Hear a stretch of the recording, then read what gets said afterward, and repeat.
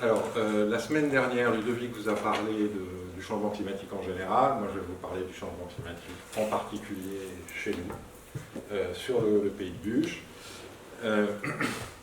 Alors, je vais vous rapidement définir ce qu'est le pays de Buch. Je vais vous expliquer la différence entre littoraux et campagne et surtout pourquoi c'est important.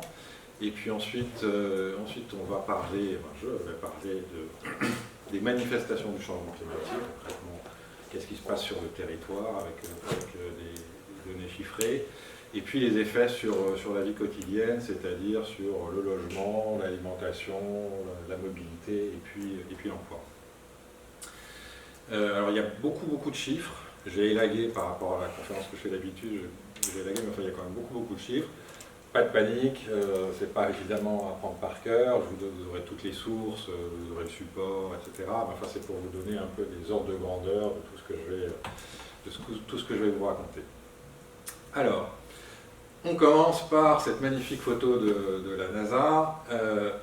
On est là, ça ne vous aura pas échappé. Alors, le pays de Buch, en fait, c'est le bassin d'Arcachon, sud et nord, et puis le Val de l'Air, donc qui est le territoire au sud-est du bassin, si vous êtes moins familier avec cette partie. C'est un petit territoire, c'est moins d'1/4% de la population française et à peine plus d'1/4% de la superficie de la France métropolitaine. Alors il y a 17 communes sur ce territoire, sur 1500 km². Pour continuer avec les chiffres, on est à peu près 160 000 à vivre ici. Il y a 17 000 entreprises et puis un peu plus de 50 000 emplois, donc ça fait moins d'un tiers d'actifs. Autre chiffre intéressant, on reçoit plus de 1,8 million de touristes chaque année. Ce sont des données assez récentes. Alors, ce sont des données, évidemment, qui vous permettent de voir fixer un peu les ordres de grandeur, mais surtout, c'est la dynamique qui est intéressante. La population, elle a doublé depuis le début des années 80. La fréquentation touristique a été multipliée par 2,5 depuis 15 ans, enfin, depuis un peu plus de 15 ans. Hein. Donc, c'est vraiment une explosion de l'activité touristique. Évidemment, cette activité humaine, elle a des conséquences sur l'environnement très directes en matière d'artificialisation des sols. Donc c'est concrètement quand on prend un espace naturel et puis on fait quelque chose dessus. On fait des logements, des infrastructures, des routes, des entreprises. Et puis, bien sûr, ça émet des gaz à effet de serre, en particulier le fameux CO2 dont vous entendez parler beaucoup. En termes de métrique, de quoi on parle? L'artificialisation des sols, donc en gros ce qu'on a bétonné en plus pendant la décennie 2010, c'est à peu près 1000 hectares. C'est pas mal, hein, à la fois en valeur absolue et puis en valeur relative. Et en termes d'émissions de gaz à effet de serre, les dernières données qu'on a, c'est 780 000 tonnes en 2020, qui était l'année du Covid, hein, donc c'est plutôt une année avec des émissions plus faibles. Ce qui est aussi relativement important pour un territoire qui est assez largement rural. Le dernier point que je veux vous dire là-dessus, c'est que donc on a un territoire qui est avec deux univers assez distincts, une partie littorale et une partie rurale. Alors, la partie littorale, comme son nom l'indique, ce sont les communes de bord de mer, et puis la partie rurale, c'est surtout le Val de l'Air. Alors pourquoi est-ce que je vous parle de ça? D'abord, je sais qu'il y a deux types de territoires distincts. C'est que, Ludovic, la semaine dernière, vous avez expliqué que le changement climatique, ça se manifestait de façon très différente dans les différentes zones du monde. Les effets sont différents, les manifestations sont différentes, et évidemment l'impact sur les populations locales et les impacts sont différents selon les régions du monde. Ce raisonnement, il est le même en France, en fait. Le changement climatique, évidemment, ne se manifeste pas de la même manière à Dunkerque et à Marseille, à Bordeaux et à Nancy. Et les populations ne sont pas affectées de la même manière. Alors, si on veut essayer de comprendre découper un peu le territoire français en type de territoire. On peut utiliser cette catégorie dans six ensembles, campagne, ville, littoraux, montagne, agglomération et outre-mer. Et pour illustrer, j'insiste, c'est bien juste une illustration, c'est pas du tout exhaustif, des impacts du changement climatique par type de territoire. Dans les campagnes, on va y revenir, mais bien sûr, il y a des problématiques de sécheresse et de baisse de rendement agricole. Dans les villes et les agglomérations, on a des phénomènes de plus en plus fréquents d'îlots de chaleur. Les littoraux, on va en parler aussi, bien sûr, des risques de submersion, d'érosion, mais pas que. Dans les montagnes, on a des fonds de glaciers qui déstabilisent des infrastructures routières, des éboulements, etc. Et dans les outre-mer, qui sont d'ailleurs eux-mêmes un univers très, très diversifié, mais où ce sont principalement des territoires insulaires. Il y a bien sûr une dépendance au pétrole pour les approvisionnements alimentaires, manufacturiers, etc. Et bien sûr pour faire venir les touristes qui font vivre quand même une bonne partie de ces territoires. Et puis il y a des risques climatiques spécifiques, par exemple les ouragans, on parle assez régulièrement, on se souvient de Mayotte l'année dernière, qui avait quand même assez cher. Ça c'est quelque chose qu'on ne connaît pas en métropole. Alors, maintenant, si on se focalise un petit peu sur les territoires littoraux en France et qu'on essaie d'en dresser un peu un portrait assez synthétique, alors c'est 4% du territoire métropolitain et 10% de la population, donc vous voyez déjà qu'il y a un peu un décalage en termes de proportion, donc ce sont des territoires qui sont proportionnellement plus peuplés, et ce sont des territoires qui accueillent 40% de la capacité touristique, la capacité d'hébergement.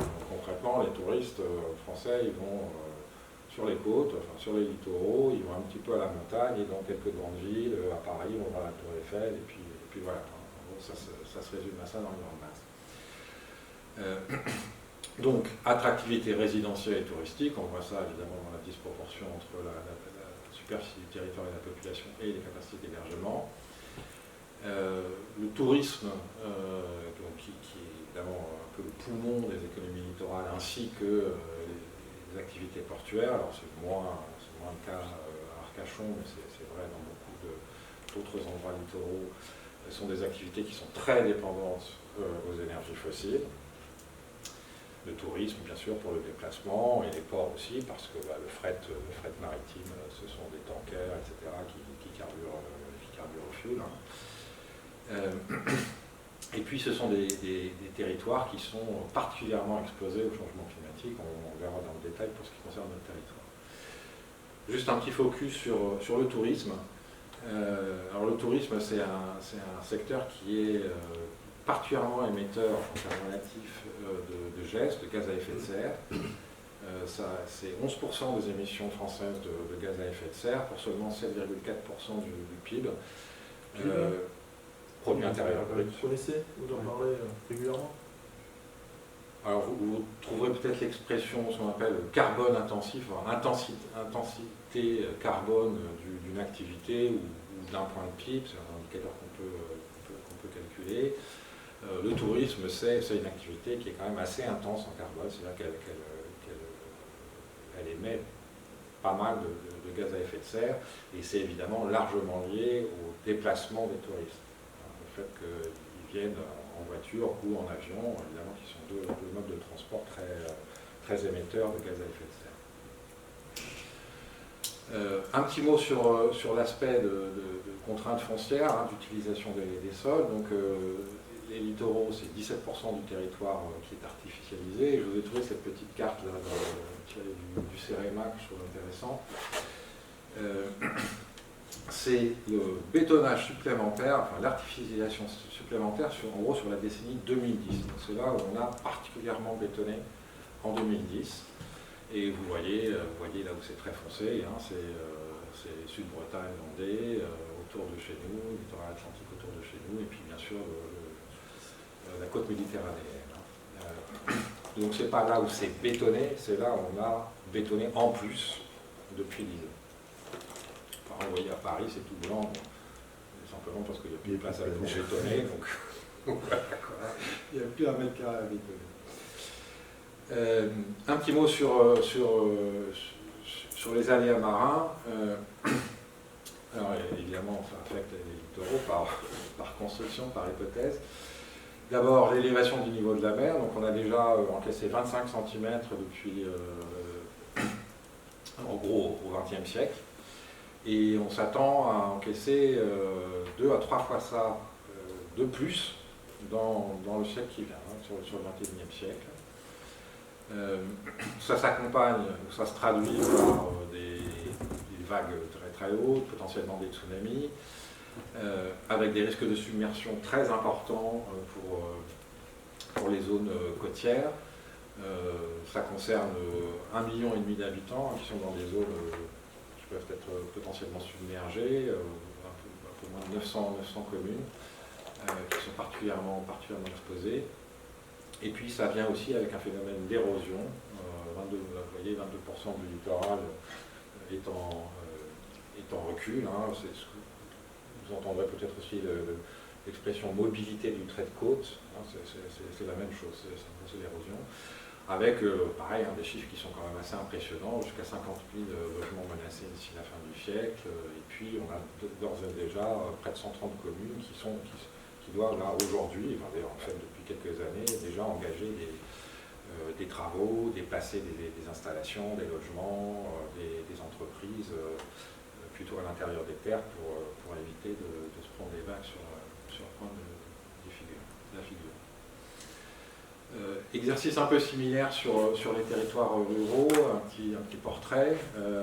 88% des communes françaises, 33% de la population française, donc là, ce sont évidemment des petites communes. Et puis, une donnée absolument clé, le fait que sans voiture, dans les campagnes, dans les territoires ruraux, il n'y a pas de vie. On ne peut pas se déplacer sans avoir de voiture, notamment pour aller travailler. Donc les économies locales sont complètement dépendantes de la voiture individuelle, donc des énergies fossiles. Petit paradoxe, je vais vous en dire un mot dans un instant, bien que ce soit des territoires agricoles, évidemment, hein, c'est dans les campagnes qu'on fait pousser des choses et qu'on élève des animaux.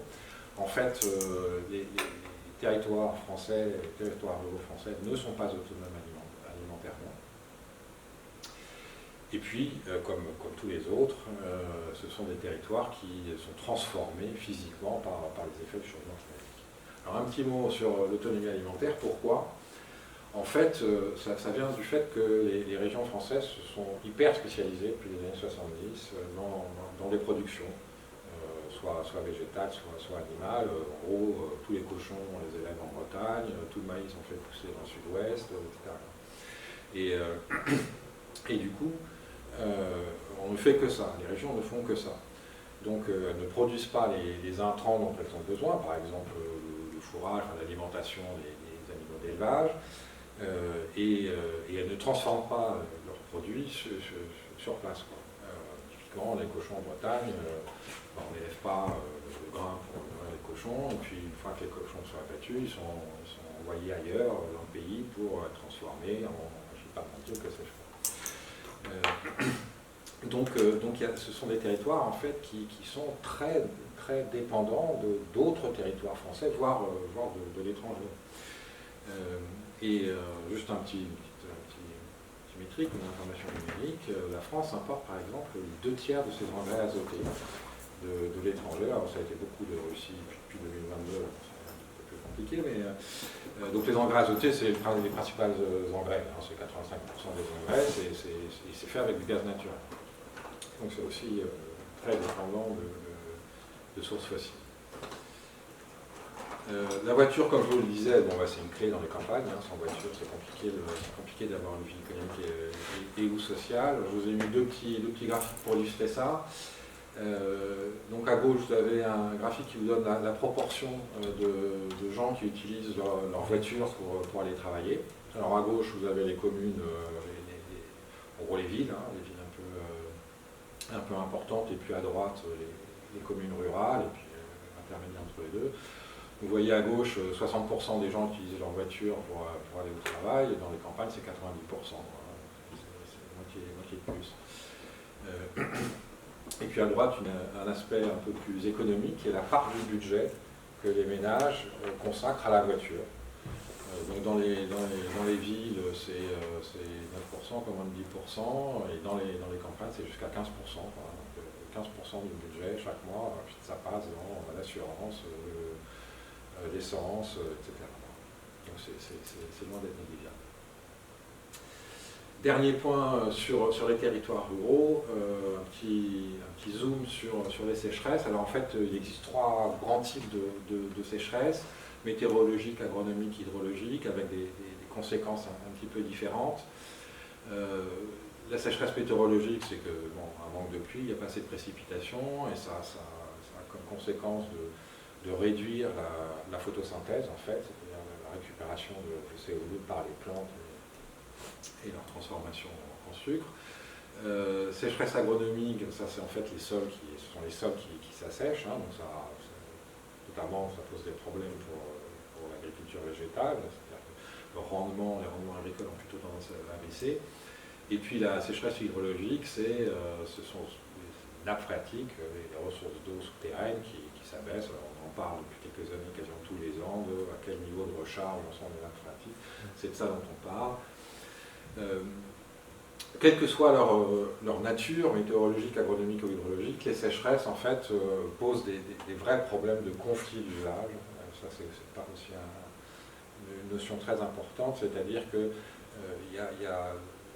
c'est une ressource donc, en quantité limitée, l'eau, et il y a des différents groupes d'activités qui en ont besoin.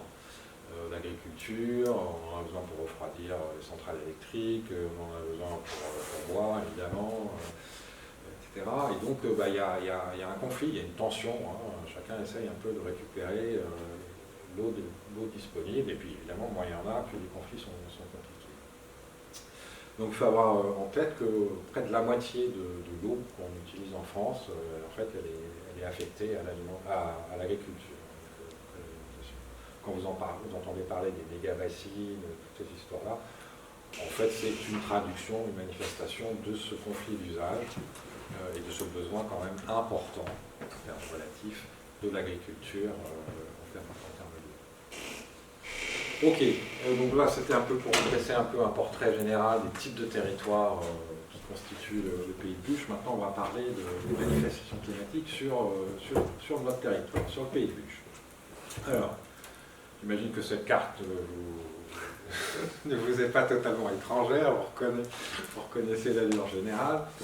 Donc je suis allé voir du côté de gens que j'aime bien, dont vous n'avez sûrement jamais entendu parler, qui s'appelle le BRGM, c'est le Bureau de recherche géologique et minière. Alors c'est une agence publique, hein, dont le travail est d'inventorier et de suivre ce qui se passe dans le sous-sol du pays.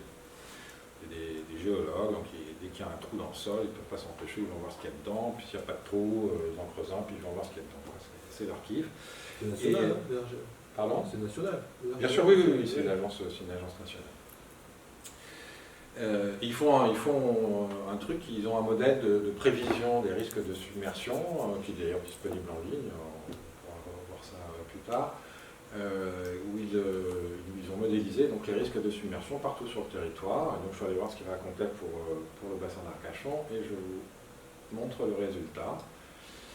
Voilà, je pense que ça part de soi-même. Il n'y a pas vraiment de survivants, hein. Tout le monde en prend pour son malade.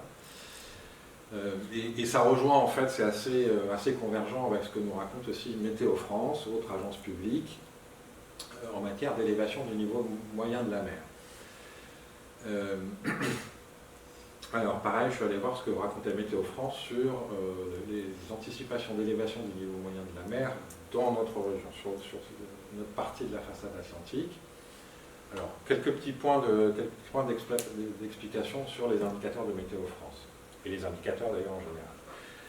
On calcule d'abord toujours une valeur de référence, une valeur de base, et ensuite on calcule l'indicateur et on regarde la différence par rapport à la valeur de base. C'est ce que vous avez en gris, et donc ils ont mesuré niveau de la mer sur une période là, de 20 ans, de 1995 à 2014, et puis ensuite ils font des projections et puis ils regardent quelle est la différence. Ça c'est la première chose. Et la deuxième chose, c'est que Météo France, d'ailleurs beaucoup de gens qui calculent les indicateurs, calculent plusieurs valeurs et calculent une valeur médiane, une valeur haute et une valeur basse. Alors Benoît se fera un plaisir de vous expliquer plus tard ce que c'est qu'une médiane, valeur haute, valeur basse, de la moyenne, interpréter, etc. Donc là, comme ce soir on est un peu court en temps, je vais juste passer au résultat. Bon, ce que ça nous raconte Météo France, c'est que d'ici la fin du siècle, dans notre côté de France, la mer pourrait monter jusqu'à 79 cm. Donc on en a jusqu'à mi-cuisse et voire plus. Et déjà dès 2030, presque plus 20 cm potentiellement. Vous voyez à peu près le niveau de la vague. Alors, Météo France en fait recense 6 risques climatiques majeurs sur notre territoire. Donc ce sont des risques différents dans d'autres territoires, mais ça c'est chez nous. La submersion côtière, on vient un peu de l'évoquer, des inondations, le retrait-gonflement des argiles, alors ça c'est une bonne bitch, je ne vais pas détailler là-dessus, mais en soi c'est un poème, les feux de forêt, bon, vous vous souvenez de 2022, les vagues de chaleur et les sécheresses. Je ne vais pas tous vous les détailler ce soir parce qu'on n'a pas le temps, mais je vais illustrer les 3 derniers avec, encore une fois, des indicateurs de Météo France. Alors pour chaque risque, Météo France calcule plusieurs indicateurs, et en fait pour bien comprendre un phénomène, il faut regarder tous les indicateurs et voir comment est-ce qu'on peut les combiner, quel sens ils donnent au truc. Donc là, chaque fois, je vous ai retenu juste un indicateur, et je ne vous ai reporté que les valeurs hautes, mais pour chaque indicateur, vous avez encore une fois la médiane et la valeur basse. Donc on retrouve notre valeur de référence. Là, ces valeurs, elles sont calculées sur 30 ans, 76-2005, et puis ensuite projection sur 3 échéances. Donc l'indicateur que j'ai retenu là, c'est les jours dans l'année avec un risque significatif de feu. Donc on avait 2 jours par an sur la période de référence, et on voit que d'ici la fin du siècle, c'est en gros multiplié par 10, et évidemment ça monte crescendo au cours du temps. Sur les vagues de chaleur, j'ai retenu les nuits chaudes, c'est-à-dire les nuits où la température est supérieure à 20 degrés. Pourquoi 20 degrés? Parce que c'est en fait la température à partir de laquelle on commence à avoir des risques sanitaires, notamment pour les personnes un peu sensibles, avec des problèmes cardio-respiratoires. 20 degrés, ça commence à faire un petit peu compliqué. Donc on avait 9 jours, enfin 9 nuits en l'occurrence, dans l'année pendant la période de référence, et puis vous voyez, ça monte régulièrement jusqu'à potentiellement 75 à la fin du siècle. Et puis la sécheresse, donc là j'ai retenu l'indicateur des jours d'été avec sol sec, 49 jours sur la période de référence, et bon, pas loin d'un doublement à la fin du siècle. Alors ce qu'il faut bien comprendre là, c'est que cet indicateur-là, il se calcule par saison. Donc là c'est vraiment les jours d'été. Donc la saison, on parle de 90 jours, enfin d'un trimestre. Hein. Donc là, à la fin du siècle, on dit 80 jours d'été sur 90, on a des sols secs. On pourrait avoir des sols secs. Hein. Donc concrètement tout l'été. Avec, bien sûr, ce qui crée les problèmes qu'on a évoqués tout à l'heure de rendement agricole et compagnie, mais bien sûr augmente d'autres risques, notamment les risques de feux de forêt, etc. Il y a des mécanismes cumulatifs entre les risques. Ok, donc là vous avez déjà 7 thèmes parmi ceux qu'on vous propose pour le projet, donc les 6 risques que je viens d'évoquer, et puis un panorama qui peut être aussi un thème, traiter tous les risques de façon globale.